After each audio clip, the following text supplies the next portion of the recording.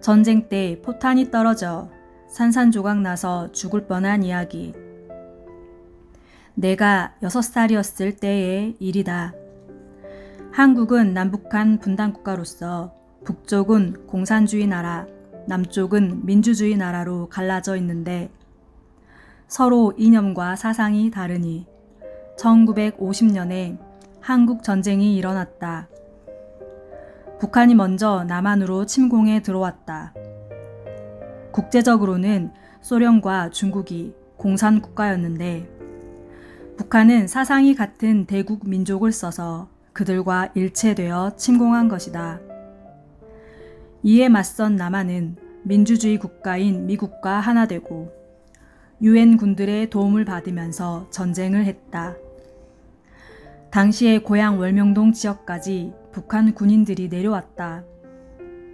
이미 그때는 한국 최남단 해변의 도시인 부산만 안 뺏기고 거의 남북한 전체가 전쟁 마당이 된 상황이었다.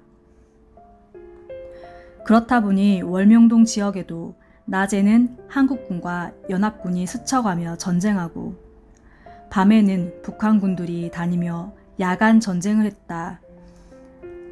고로 민간인들은 밤에는 적을 피해 굴 속에 들어가 숨고 낮에는 나와서 농사일을 하며 먹고 살았다. 때는 가을이었다.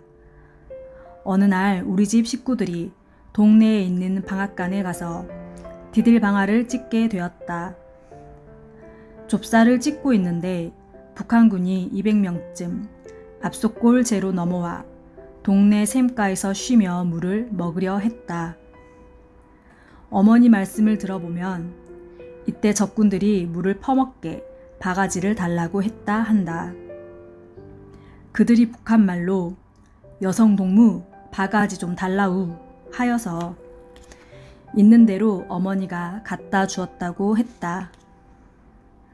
그때 월명동 마을의 동네 샘은 방앗간에서 7m 떨어진 곳에 있었는데 거기서 200명이 넘는 북한군들이 샘물을 퍼먹었다. 나중에는 바닥까지 긁어 퍼먹으면서 구정물이 나올 정도였다. 물을 다 먹은 그들은 지금의 월명동 작은 폭포가 있는 앞산 쪽 산길을 타고 줄지어 감남산으로 갔다. 한편 한국군은 적들의 이동 경로를 알게 되어 포를 쏘려고 계획했다. 한국군이 미군 포대에 말해서 월명동 샘이 있는 지역을 조준하여 포를 쏘려 준비했던 것이다. 우리 집 식구들은 적 200여 명이 물먹고 지나간 후에 다시 디딜방아를 계속 찍고 있었다. 어머니와 큰형은 디딜방아를 찍고 작은 형인 광석 형과 여동생 영자는 샘 옆에서 돌아다니고 있었다. 이때 영자는 3살이었기 때문에 칭얼거리고 울기도 했다. 어머니가 10살짜리 광석 형을 불러서 지금의 잔디밭 위쪽 낙타바위가 있는 곳으로 영자를 데리고 가라고 했다. 그때가 10월이라 거기에 고염나무가 있으니 고염 열매를 따주라고 했다. 그래서 작은 형은 영자를 업고서 고염나무 쪽으로 갔다. 그때 6살인 나는 아랫집 4살짜리 남세룡과 같이 고집사의 집으로 들어가는 골목의 돌담장 밑에서 놀고 있었다. 둘이 흙장난하고 소꿉놀이하며 놀았던 것이다. 바로 이때였다. 한국에 지원 나온 미군들이 진산에서 포를 쏘았다.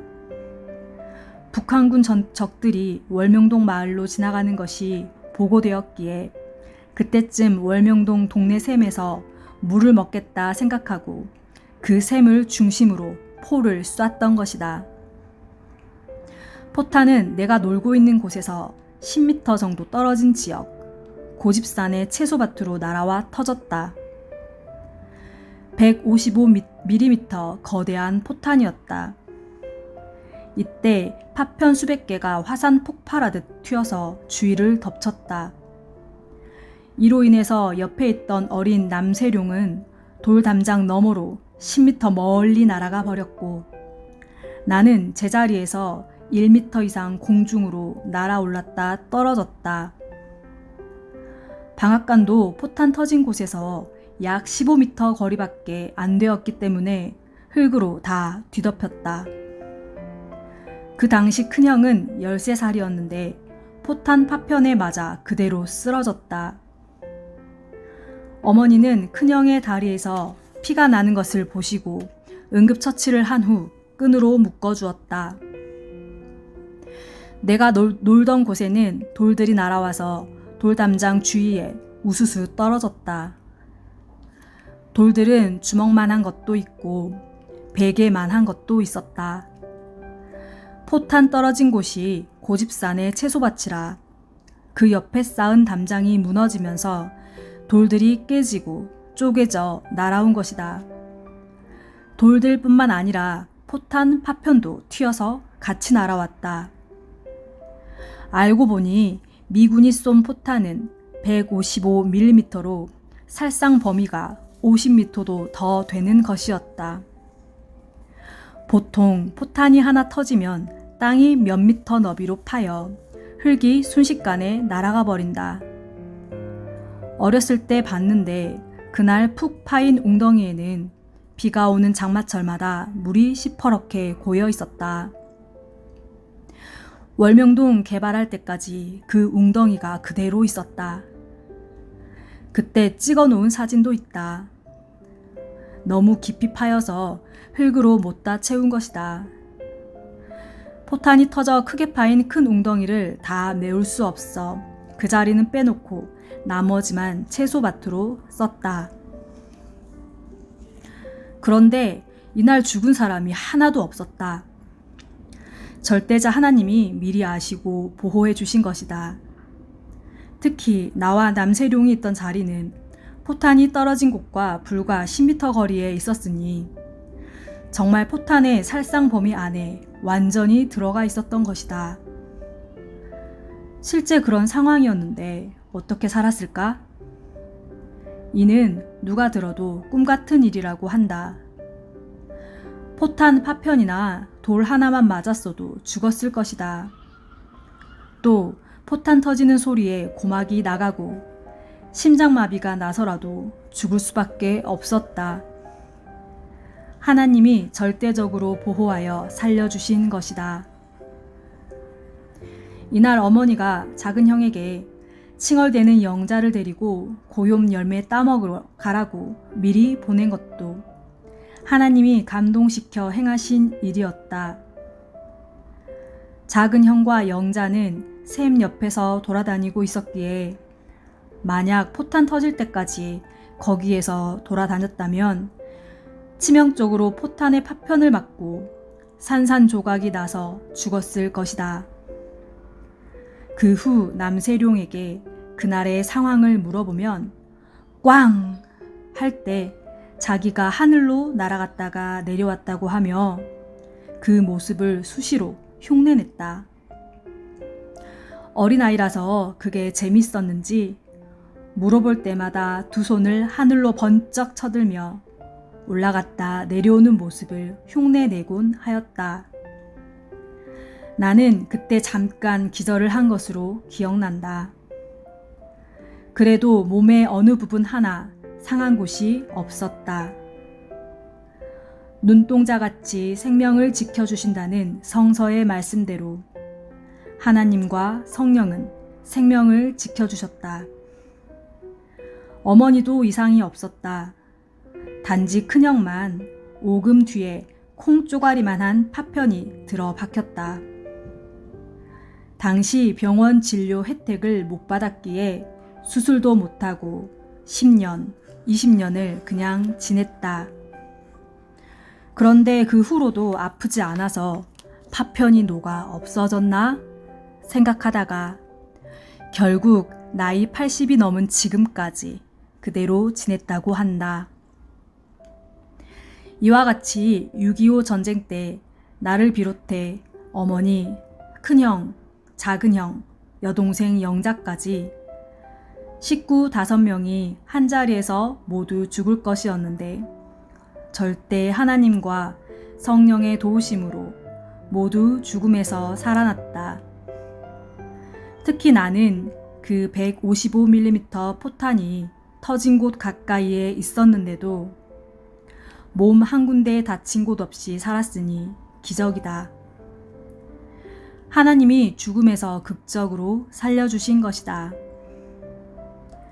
영화에서 전쟁터 장면을 볼지라도 155mm 포탄이 터지면 10m 내에 있던 자는 누구든지 죽는다.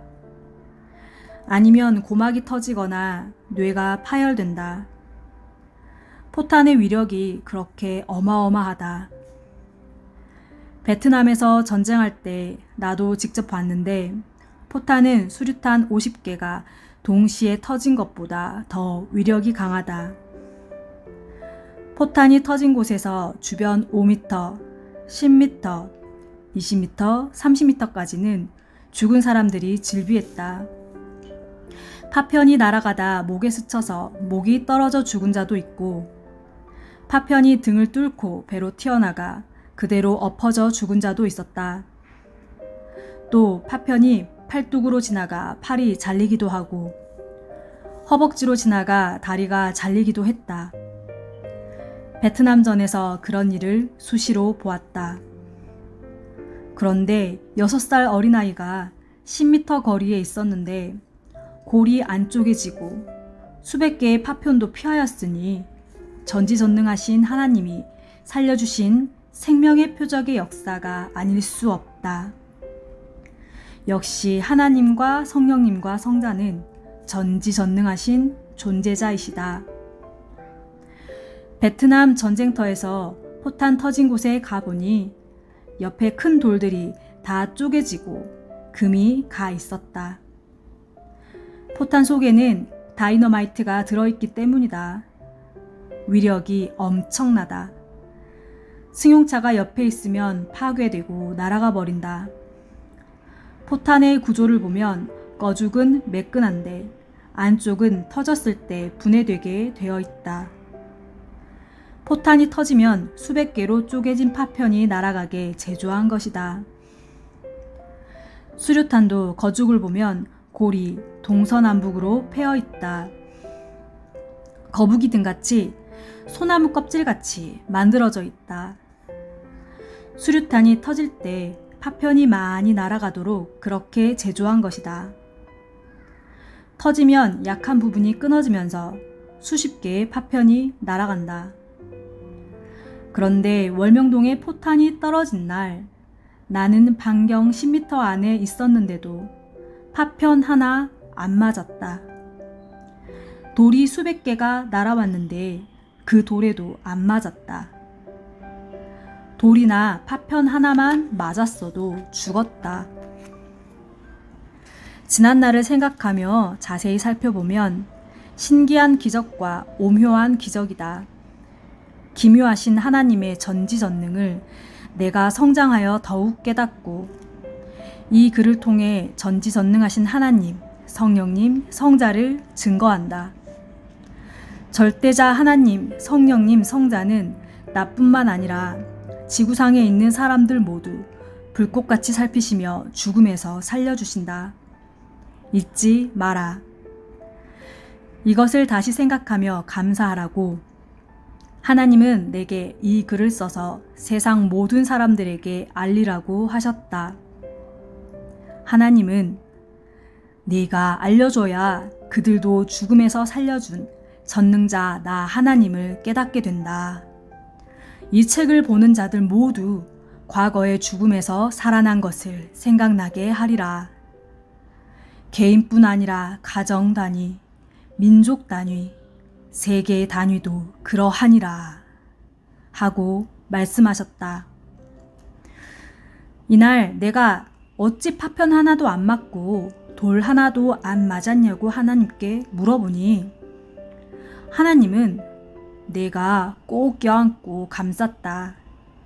그러지 않았으면 너는 죽었다 하셨다. 그리고 너는 전쟁을 경험해서 자세히 쓸 수 있으니 자세히 써라 하셔서 네 번째로 죽음에서 살려주신 이 사연을 자세히 썼다. 저마다 사건은 다르지만 하나님이 죽음에서 살려주신 은혜는 같다. 요행으로 살았다고 하는 자는 하나님의 심정을 거스르는 자이다. 그러면 하나님은 그 생명을 지키지 아니하신다. 사람의 심리로 깨달아 봐도 누가 죽음에서 살려줬는데 나의 운명이야, 우연으로 살았어 라고 생각한다면 그 다음에는 그 사람이 죽음에 처했을 때 손도 마음도 가지 않을 것이다. 하나님도 그러하시다. 하나님이 늘 죽음에서 살려주셨음을 깨닫고 큰 일을 해주신 것에 감사하며 하나님을 증거해야 되겠다. 이 큰 일을 하나님이 행하셨는데도 관심 없이 산다면 살려주셨다가도 심정이 상하고 섭섭하지 않으시겠느냐. 하나님이 살려주신 것을 깨닫고 고마워할 때 또 죽을 고비에서 살려주신다. 하나님의 행하심을 알아들을 때 하나님은 깜짝 놀라시고 기뻐 좋아하시고 감격이 충만하시다. 사람도 자기가 행한 것을 알아줄 때 그렇게 감격하면서 알아준 자와 바로 통하게 되지 않느냐. 절대신 하나님, 성령님, 성자도 그러하심을 알아라. 하나님이 보낸 메시아 예수님도 알아주고 선지자들도 알아주고 시대마다 구원하라고 보낸 자들도 알아줄 때 그것이 그렇게도 크다. 사람이 살아가는 데 있어 무엇보다도 죽음에서 살려준 것 같이 큰 은혜가 없다. 안 살려줬으면 육신은 썩어 흙이 되어 끝나기 때문이다. 한 번만 살려주셨어도 죽을 때까지 감사하고 그를 사랑하며 살아야 한다. 하물며 영원히 존재하는 영을 살려주신 은혜는 어떠하겠느냐. 지옥에 안 가게 해주셨으니 영원한 감사와 사랑이다.